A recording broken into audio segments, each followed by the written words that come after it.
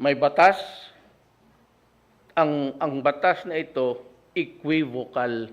Basahin mo. Equivocal. Walang sinabi heinous crime. Recidivist or twice convicted.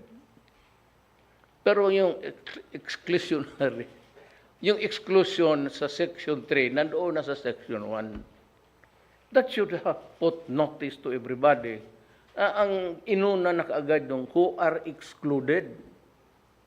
So yung statement sa Section 3, which is applied to all convicted prisoners, automatic na yun, common sense. Hindi mo na kaya,